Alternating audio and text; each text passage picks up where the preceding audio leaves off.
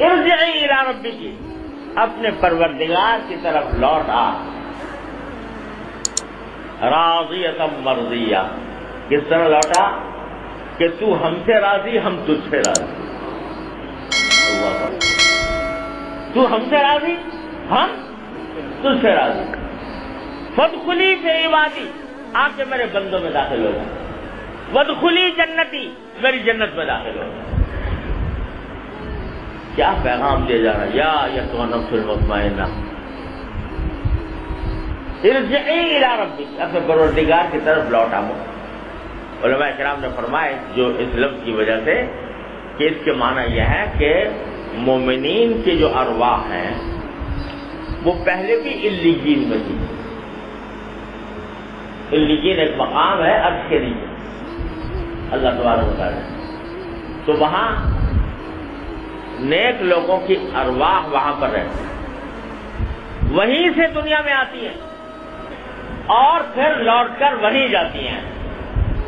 اس لیے ارجعی فرمایا، ارجعی الی ربک، اپنے پروردگار سے لوٹ کے چلے جاؤ۔ اور کس طرح چلے جاؤ کہ راضیۃ مرضیہ، اس سے زیادہ کوئی مقام عظمت کا ہو نہیں سکتا۔ راضیۃ مرضیہ، تم ہم سے راضی اور ہم تم سے راضی۔ اللہ تبارک، کون کہہ رہا ہے؟ اللہ تبارک و تعالیٰ، بندہ اللہ سے راضی اور اللہ بندے سے راضی۔ ایک مرتبہ نبی کریم صلی اللہ علیہ وسلم، حضرت عبداللہ بن عباس رضی اللہ عنہ فرماتے ہیں، میں نبی کریم صلی اللہ علیہ وسلم کی خدمت میں حاضر تھا، تو میں نے کسی وجہ سے، پتہ نہیں کس وجہ سے، یہ آیت تلاوت کر دی، یا ایھا النفس المطمئنہ ارجعی الی ربک راضیۃ مرضیہ فادخلی فی عبادی وادخلی جنتی۔ حضرت صدیق اکبر رضی اللہ عنہ تشریف فرما تھے،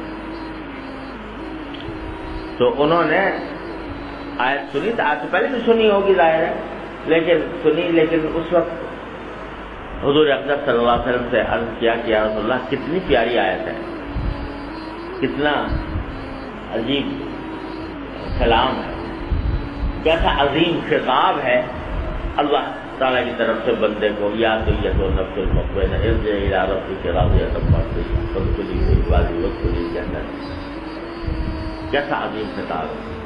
تو سرکار دو عالم صلی اللہ علیہ وسلم نے فرمایا کہ اچھا تمہیں فرمایا کہ الا کہہ کر کہ سن لو کہ تمہیں موت کے وقت یہی خطاب دیا جائے گا، صدیق اکبر مرنے کے وقت تمہیں اس خطاب سے نوازا جائے گا، یا ایھا النفس المطمئنہ۔ تو جب بندہ اللہ تعالیٰ اپنے عبادت، اللہ تعالیٰ ہم سب کو بغیر استحقاق کے نفس مطمئنہ عطا فرما دے۔ جب بندہ دنیا سے جاتا ہے تو اس وقت فرشتے جب روح قبض کرنے کے لیے آتے ہیں، اس وقت میں یہ خطاب ہوتا ہے نیک آدمی، یا ایھا النفس المطمئنہ ارجعی الی ربک راضیۃ مرضیہ فادخلی فی عبادی وادخلی جنتی۔ اور محققین کا کہنا یہ ہے کہ دونوں وقت ہوتا ہے، اس وقت بھی ہوگا اور جب جنت میں بلایا جائے گا اس وقت بھی ہوگا، آخرت میں۔ جب مر رہا ہوتا ہے انسان تو اس وقت میں نیک بندہ جب مر رہا ہوتا ہے تو اس وقت میں فرشتے قبض کرنے کے لیے، روح قبض کر لے کے آتے ہیں۔ تو قرآن شریف میں بھی ہے کہ جب روح قبض کرنے کے لیے آتے ہیں تو سلام کرتے ہیں اور یہ کہتے ہیں آ جاؤ جنت میں داخل ہو جاؤ۔ لیکن ان روایت سے معلوم ہوتا ہے کہ مرتے وقت بھی یہ پیغام دیا جاتا ہے، اور اسی کو ایک حدیث میں آتا ہے کہ حضور اقدس صلی اللہ علیہ وسلم نے ارشاد فرمایا کہ من احب لقاء اللہ احب اللہ لقاء، جو اللہ سے ملنے کو پسند کرتا ہے، یعنی محبت رکھتا ہے، دل چاہتا ہے اس کا کہ اللہ تعالیٰ سے ملاقات ہو، اللہ بھی اس سے ملنے کو پسند کرتا ہے۔ تو حضرت عائشہ صدیقہ رضی اللہ تعالیٰ عنہا نے رسول کریم صلی اللہ علیہ وسلم سے پوچھا کہ یا رسول اللہ یہ جو ہے کہ آپ نے فرمایا کہ جو اللہ سے ملنے کو پسند کرتا ہے اللہ سے ملنے کو پسند کرنے کا تو یہی راستہ ہے کہ موت آئے. موت کے بغیر تو اللہ میں سے ملاقات ہو نہیں سکتی. تو اب موت کو تو ہر ایک آدمی ناپسند سمجھتا ہے. کوئی نہیں چاہتا کہ مجھے موت آ جائے. تو اس کے معنی یہ کہ یہ تو کسی کو حاصل ہی نہیں ہوگا کبھی یہ کہ اللہ تعالیٰ کی محبت ملنے سے محبت ہو، یعنی کہ خواہش ہو کہ میں مر جاؤں. تو رسول کریم صلی اللہ علیہ وسلم فرمایا کہ نہیں، بات یہ ہے کہ جب مومن کے نزع کا وقت آتا ہے اور روح قبض ہونے لگتی ہے تو اس وقت اللہ تبارک و تعالیٰ کی طرف سے اس کو جنت کی بشارتیں دی. ملائکہ اس کو جنت کی بشارتیں دیتے ہیں. بعض اوقات جنت کے مناظر بھی اس کو دکھائے جاتے ہیں عین نزع کی حالت. تو اس وقت میں جب وہ دیکھتا ہے تو اس وقت اس کو اللہ تبارک و تعالیٰ سے ملاقات کا ایک شوق پیدا ہوتا ہے، اس کی ایک محبت اس کے دل میں آتی ہے. یہ مراد ہے من احب لقاء اللہ احب اللہ، کہ جب زندگی بحیثیت مجموعی اللہ تبارک و تعالیٰ کی رضامندی کے مطابق گزاری اور نزع کے وقت میں پہنچا تو اس وقت میں یہ مناظر دکھائے گئے، اس کا دل چاہتا ہے کہ میں چلا جاؤں جلدی اللہ کے پاس. تو احب اللہ لقاء. تو معلوم ہوا کہ بندے کو جب یہ نفس مطمئنہ کو عین نزع کے وقت میں بھی اللہ تبارک و تعالیٰ اس کو پہنچا دیتے ہیں اور یہ پیغام آ جاتا ہے اللہ تعالیٰ کی طرف. بعض لوگوں نے دیکھا بھی، حافظ ابن کثیر رحمۃ اللہ علیہ نے تفسیر میں قصہ لکھا ہے کہ حضرت عبداللہ ابن عباس ہی کا، حضرت عبداللہ ابن عباس ان کی میں نے ابھی ان کا واقعہ لکھا ہے کہ ان کی جب وفات ہوئی تو ایک عجیب و غریب قسم کا پرندہ دیکھا گیا جو اس قسم کا پرندہ پہلے کبھی کسی نے دیکھا نہیں تھا، اور وہ حضرت عبداللہ بن عباس کی نعش میں داخل ہوا اور غائب ہو گیا. پھر پتہ نہیں کہاں گیا،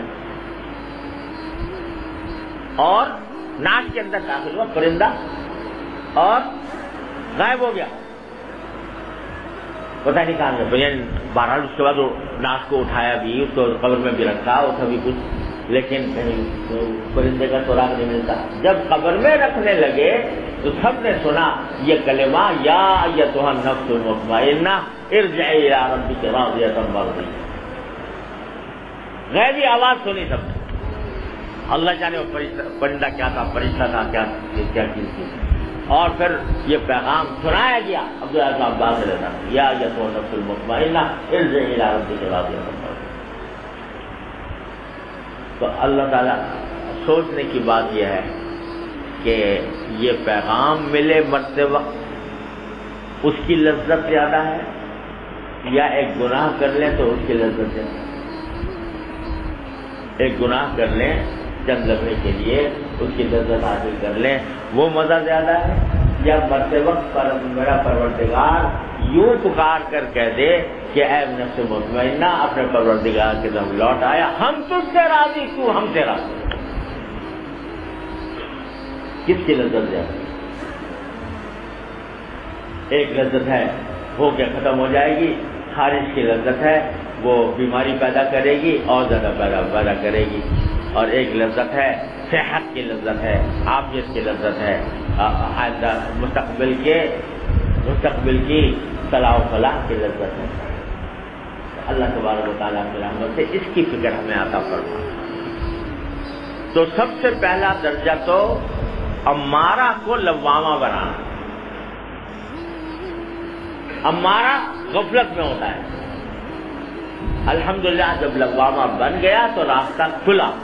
اب راستہ کھلا، اس کے اوپر کوشش کرتے چلے جاؤ اور کوشش کر کے یہ آگے اس کو مطمئنہ میں تبدیل کرو. یہاں تک کہ بعض مفسرین نے تو یہ کہہ دیا کہ جو لوامہ ہے وہی مطمئنہ ہے، جو لوامہ ہے وہی مطمئنہ ہے.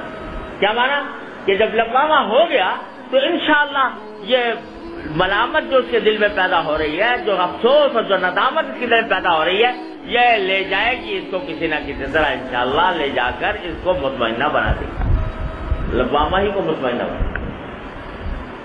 بہرحال حاصل سب باتوں کا ایک ہی ہے، جو کہ اس نفس کو سیدھا کرنے کے لیے، اس کو پاکیزہ بنانے کے لیے اپنی ناجائز خواہشات نفس کی اوپر چھریاں چلانی ہوں گی۔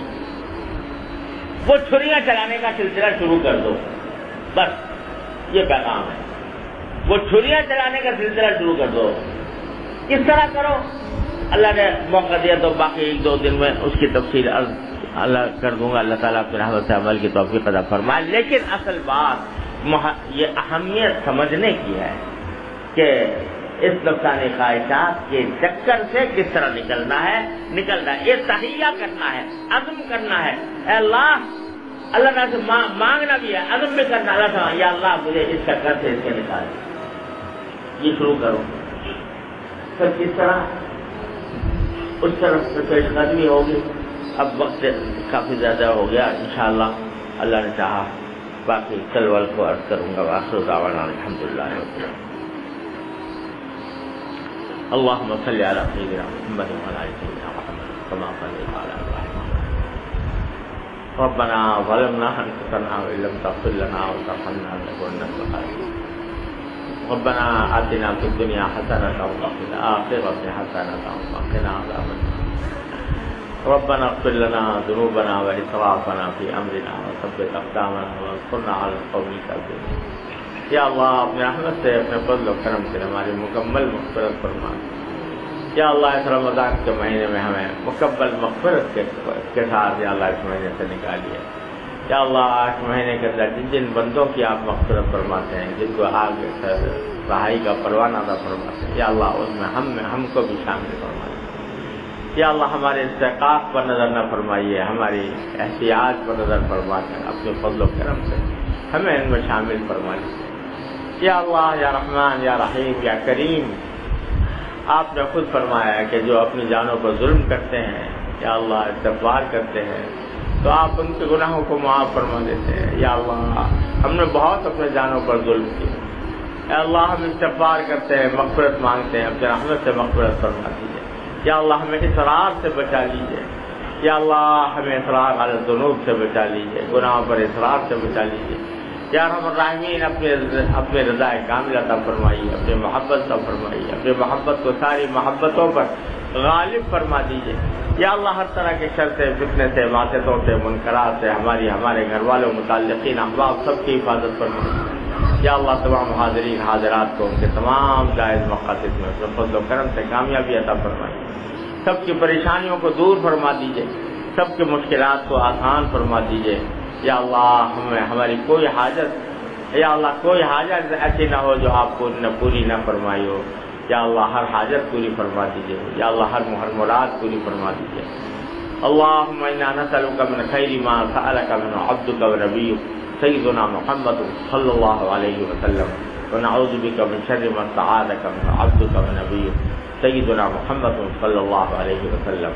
ربنا تقبل منا انك انت السميع العليم وتب علينا انك انت التواب الرحيم وصلى الله تعالى على خير خلقه سيدنا مولانا محمد وعلى آله واصحابه اجمعين آمين برحمتك۔